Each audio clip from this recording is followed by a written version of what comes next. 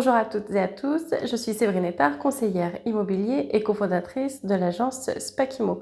Je suis très contente de vous retrouver aujourd'hui pour une nouvelle vidéo dédiée au diagnostic immobilier.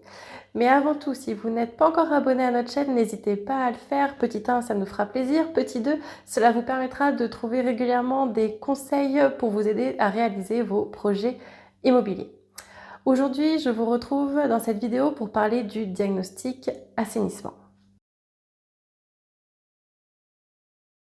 Obligatoire depuis le 1er janvier 2011, ce diagnostic a pour but de vérifier que les raccordements au réseau des eaux usées soient conformes aux prescriptions. L'objectif est de protéger l'environnement et les occupants d'un logement des risques sanitaires. Il y a deux cas de figure. Le premier cas concerne les biens équipés d'un réseau d'assainissement autonome. Il s'agit des fosses septiques, des fosses toutes eaux et des mini-centres de traitement. C'est ce qu'on appelle les réseaux d'assainissement non collectifs.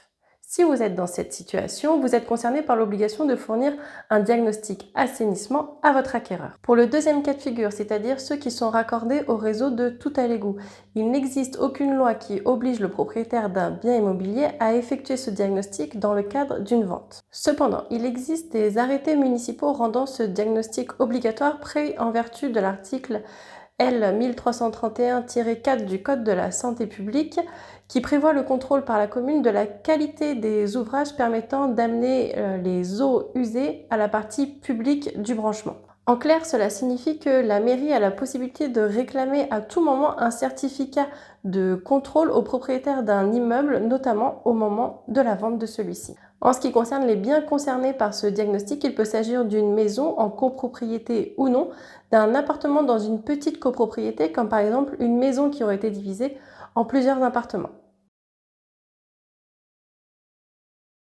Contrairement aux autres diagnostics, le diagnostic assainissement n'est pas réalisé par un diagnostiqueur mais par un service spécialisé, le SPANC, le service public d'assainissement non collectif. Je vous invite à vous rapprocher de votre commune ou de votre communauté d'agglomération pour obtenir les coordonnées de ce service.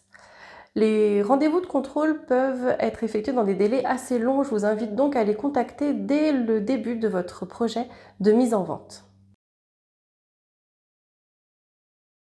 S'il s'agit d'une installation non collective, le diagnostic est valable 3 ans. S'il s'agit d'une installation collective, c'est la mairie qui fixe la durée de validité du diagnostic, généralement entre 3 et 8 ans. Le diagnostic précise les travaux à réaliser pour éliminer les dangers sur la santé des personnes et les risques de pollution de l'environnement. Sachez que le diagnostic peut être contraignant. En effet, en cas de non-conformité de l'installation d'assainissement non collectif lors de la signature de l'acte authentique de vente, l'acquéreur sera contraint d'effectuer les travaux de mise en conformité dans un délai d'1 an. Voilà, la vidéo est terminée. J'espère qu'elle vous aidera à y voir plus clair sur le sujet.